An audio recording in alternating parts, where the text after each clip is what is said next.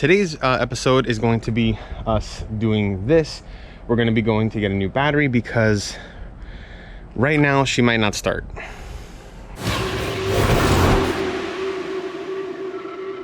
So the issue we've been having with the Audi A4 is that lately the car will drive just fine, but it would actually cause the entire electrical system to reset and flash the battery light anytime that you stepped on it. Under anything more than partial throttle, the electronics go haywire, and in some cases the actual car will reset everything, even dimming the headlights if you happen to do this at night. Probably help if I take the keys out of my pocket. Okay.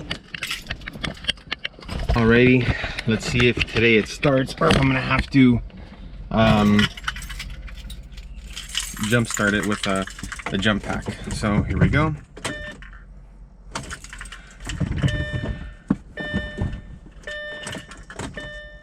Yeah, doesn't even make an attempt. Okay, so the battery for sure is dead.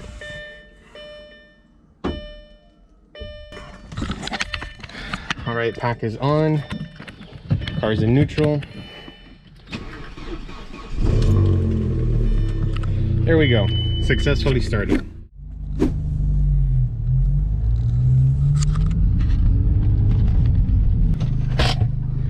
Get in the zone, auto zone.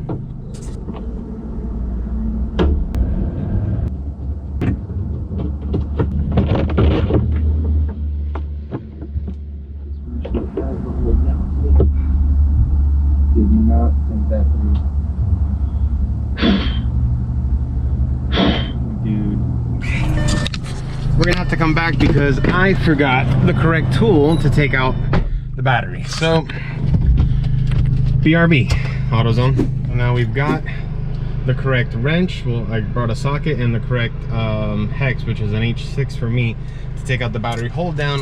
While we're there, I didn't shut the car off. So now we're on our way back. 15 minutes later. Here we go.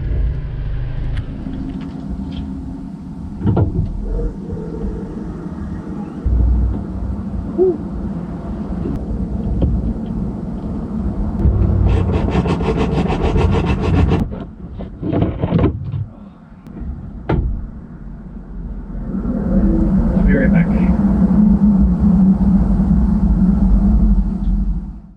A little longer than a few minutes later.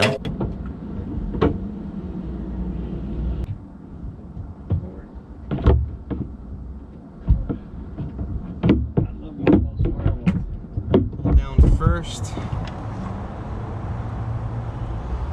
Where that came from.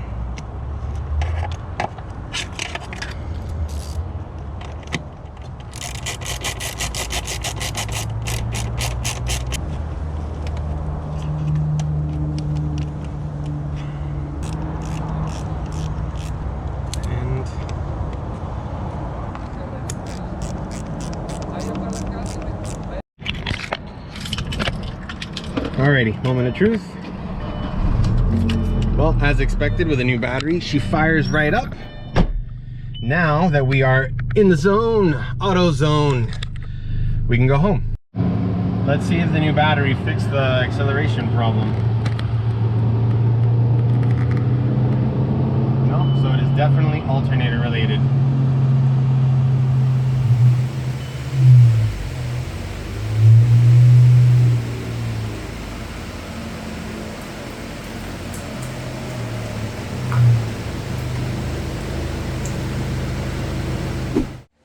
Changing the battery didn't work, which means that A, we needed a new battery anyways because it was officially to the point where the battery was no longer starting the car. I changed hats. B, what we also have to do is we're gonna have to replace the alternator. Now, regardless, we're gonna take the easy route. We're just gonna go ahead and replace the whole thing. The alternator was X amount. I can't remember off the top of my head because we ordered it a couple weeks ago. But I know that the pulley was a significantly less amount, but my fear was that watch us replace the pulley and then the alternator works for a while. And then all of a sudden that 160,000 mile alternator starts to give us issues. So let's just put a new unit on it and call it a day. So that's what we're gonna do. And hopefully this helps us solve the electrical gremlins that we've been having. The alternator is right there. So a change of pace, this might actually be an easy job. We actually just got back, so that's why the panel is off, and it looks like it might be clearing up a little bit on us. So we're gonna focus just on doing it in here. This alternator is not subject to tensioning in the belt system. So it does look like it's gonna be really, really easy. Once we've disconnected the battery, it does appear that it is just 4 Allen bolts. And once we loosen the belt, it should come right out and we can disconnect the electrical connection. Let's get some WD-40 for that stuff.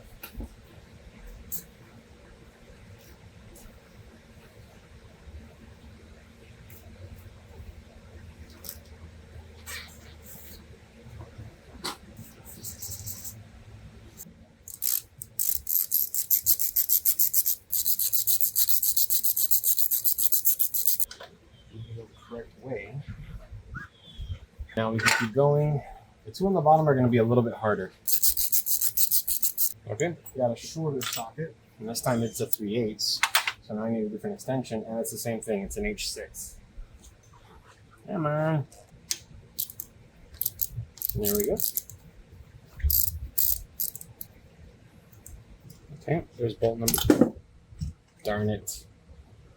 Bolt number 3. And I dropped my hex socket down there. Oh boy. There we go. And the alternator is loose.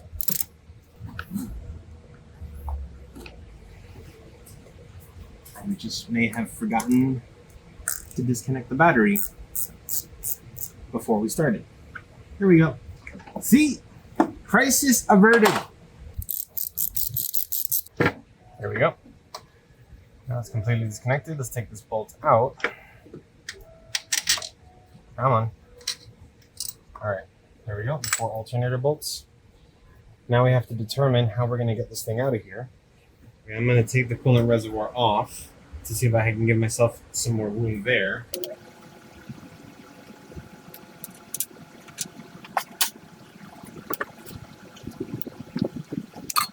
I decided that the best thing to do was not only just to take off the intake hose, but also remove the throttle body from the intake manifold. Now I'm not going to disconnect it from the electrical harness, I'm just going to remove it from the manifold. Hopefully this means I shouldn't have to relearn it. I should just be able to bolt it back into place once the job is done, and this will give me enough room to take the alternator out. Now there might be people that say not to do this for reason XYZ.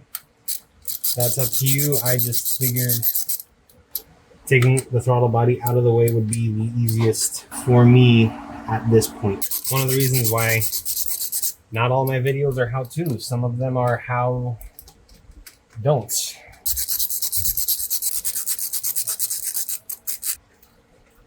Damn it.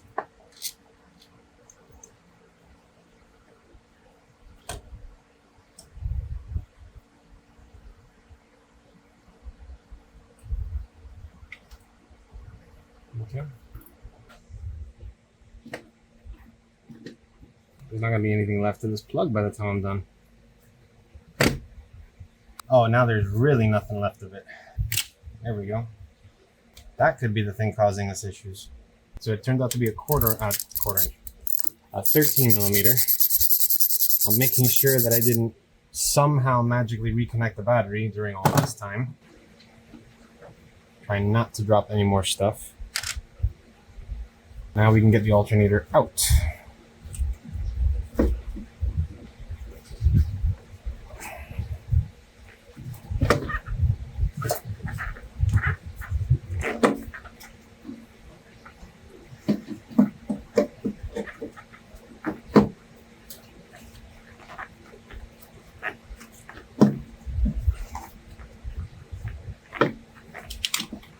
There we go.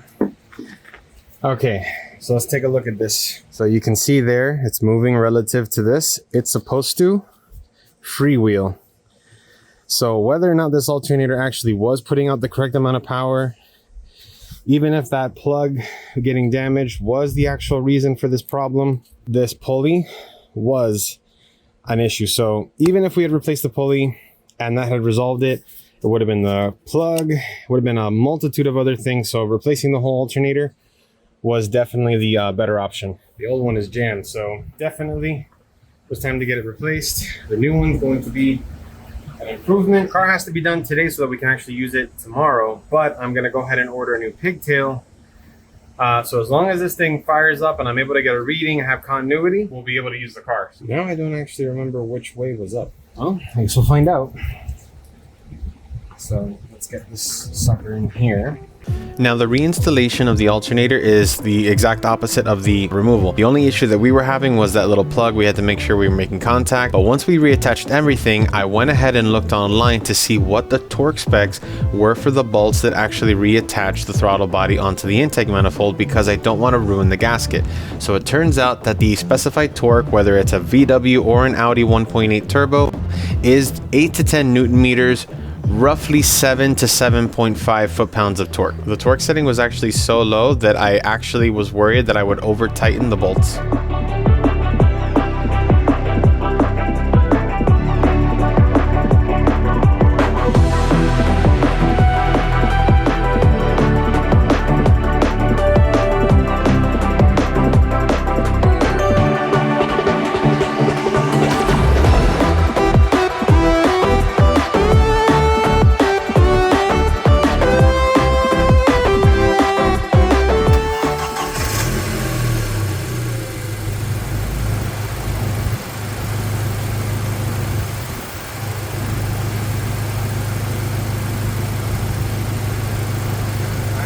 Charging at 14 volts.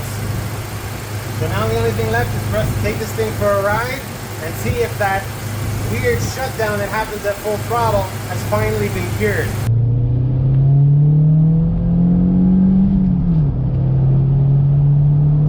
No battery light, no blipping electronics. I think we got it solved, guys. I feel like it's fitting that the sun actually came out eventually today. Once again, guys, thank you so much for watching. For Crooked Mustache, I'm Alfred, and we'll see you next time. Dale!